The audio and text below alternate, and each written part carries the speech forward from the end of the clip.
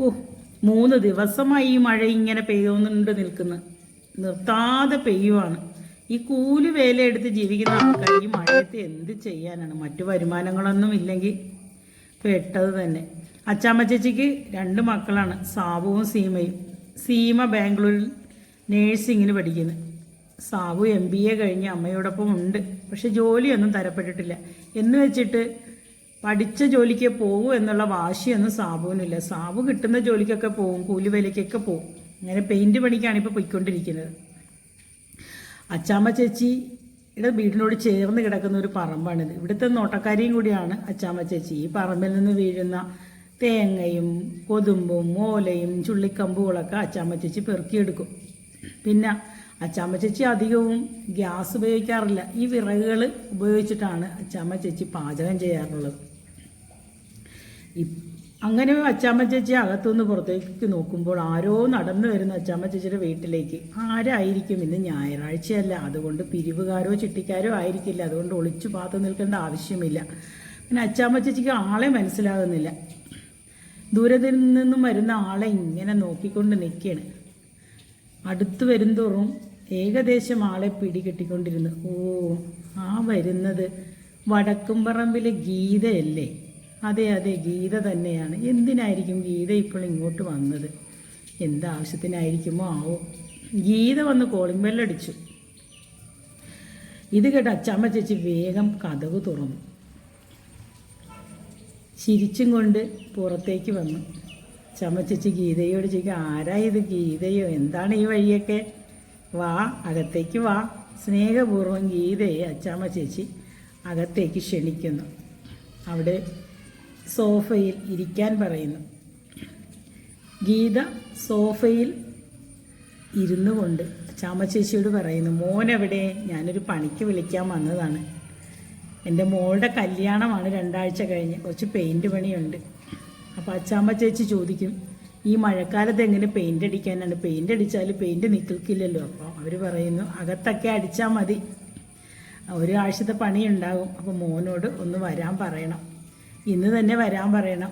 ടൈമൊന്നും നോക്കണ്ട, കിട്ടുന്ന സമയത്ത് വന്ന് അടിച്ചോളാൻ. അന്ന് ഞാൻ മോനെ വിളിക്കട്ടെ എന്ന് പറയുന്നു. വേണ്ട, ഇപ്പോൾ വിളിക്കണ്ട, മോനോട് പറഞ്ഞാൽ മതിയെന്ന് പറയുന്നു. അപ്പോൾ അച്ചാമ്മ ചേച്ചിക്ക് സന്തോഷമായി. അച്ചാമ്മ ചേച്ചി പറയും, ശരി, എന്നാൽ ഞാൻ മോനെ പറഞ്ഞു വിട്ടേക്കാം. അവർ പോയപ്പോൾ ദൈവത്തിന് സ്തുതി പറഞ്ഞുകൊണ്ട് അച്ചാമ്മ ചേച്ചി മോൻ ഉണർന്നിട്ടുണ്ടോ എന്ന് നോക്കാൻ വേണ്ടി അകത്തേക്ക് ചെല്ലുന്നു.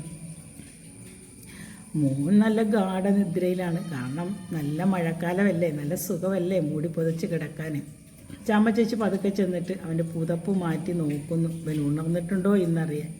ഇല്ല, ആള് നല്ല ഉറക്കത്തിലാണ്. ഉണരട്ടെ, ഉണരുമ്പോൾ പറയാം. ഗീത പറഞ്ഞല്ലോ, അങ്ങനെ സമയമൊന്നുമില്ല, ഏത് സമയത്ത് ചെന്നാലും പെയിൻ്റ് അടിക്കാമെന്ന്. രാത്രിയിലൊക്കെ ചെന്ന് നിന്ന് പെയിൻ്റ് അടിക്കാമെന്ന്. ഈ വരുന്നത് അച്ചാമ്മ ചേച്ചിയുടെ ചേട്ടത്തി ശോശാമ്മ ചേച്ചിയാണ്. പുള്ളിക്കാരത്തി അച്ചാമ്മയെ ആഴ്ചയിൽ ഒരിക്കലെങ്കിലും വന്ന് വിസിറ്റ് ചെയ്ത് പോകും. വരുമ്പോഴൊക്കെ വെറും കൈയോടെ വരാറില്ല. അനിയത്തിയുടെ ദാരിദ്ര്യം അറിയുന്നത് കൊണ്ട് കൈ നിറച്ച് എന്തെങ്കിലുമൊക്കെ വാങ്ങി കെട്ടിപ്പെറുക്കിയേ പുള്ളിക്കാരത്തി വരാറുള്ളൂ. മഴയാണ്, കൂടെ കയ്യിലില്ല. മഴയും നനഞ്ഞ് ഓടിപ്പിടിച്ചാണ് ശോശാമ്മ ചേച്ചിയുടെ വരവ്.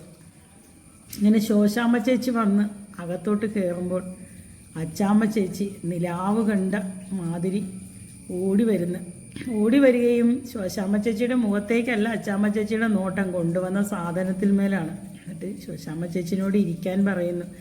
പിന്നെ ഫോർമാലിറ്റി എന്നോണം പറയുന്നു, ഇതൊക്കെ എന്തിനാണ് കെട്ടിപ്പെറുക്കി കൊണ്ടുവന്നത്? ഇതിൻ്റെ ഒന്നും ആവശ്യമില്ലായിരുന്നല്ലോ, ഞാനിത് വെച്ചിട്ട് വരാം കേട്ടോ. അങ്ങനെ അച്ചാമ്മ ചേച്ചി കൊണ്ടുവന്ന സാധനം അപ്പുറത്ത് കൊണ്ട് വെച്ചു. തിരികെ വന്ന് ചേട്ടത്തിൻ്റെ അടുക്കലിരുന്ന് കൊണ്ട് കുശലം ചോദിക്കുന്നു. എന്നിട്ട് പറയാണ്, മോന് ഇതുവരെ എണീറ്റിട്ടില്ല, ഒരു പണിക്ക് ആൾ വന്ന് വിളിച്ചു, ഞാൻ ചെന്ന് നോക്കി ഉറക്കത്തിലാണ്. വീണ്ടും വല്യമ്മച്ചി വന്നപ്പോൾ മോനെ വിളിക്കാൻ വേണ്ടി അച്ചാമ്മ ചേച്ചി പോകുന്നു. മോനെ വിളിച്ചുകൊണ്ട് വരുന്നു. അങ്ങനെ മകൻ എണീറ്റ് വരുന്നു, വല്യമ്മച്ചിയെ കാണുന്നു. വന്ന പാടി തന്നെ വല്യമ്മച്ചി അകത്ത് കയറി പുട്ടുപുഴുങ്ങലും ചായ ഇടലും കറിവെപ്പും തുടങ്ങി. പുട്ടും ചായയൊക്കെ മാത്രമേ ഗ്യാസിലുണ്ടാക്കാറുള്ളൂ. ഗ്യാസിനൊക്കെ ഇപ്പോൾ എന്താ വില, 1000 രൂപ വേണം. അതും ചോറും കറിയൊക്കെ അതിലുണ്ടാക്കാൻ നിന്ന് കഴിഞ്ഞാൽ 1 മാസം കട്ടിച്ച് ഉപയോഗിക്കാനേ ഉണ്ടാവുകയുള്ളൂ. പിന്നെ ശോശാമ്മ ചേച്ചി പുട്ടുപുഴുങ്ങലിലും ചായ ഇടലിലും തകൃതിയായി നടത്തി പുട്ടും ചായയൊക്കെ ഉണ്ടാക്കി മകന് കൊടുക്കുന്നു. അതിനുശേഷം മകൻ അതെല്ലാം കഴിച്ചു. അവൻ ജോലിക്ക് പോകാനായിട്ട് ഇറങ്ങി. അമ്മയോട് ടാറ്റയും പറഞ്ഞ് മോൻ പെയിൻറ്റ് പണിക്ക് പോകുന്നു.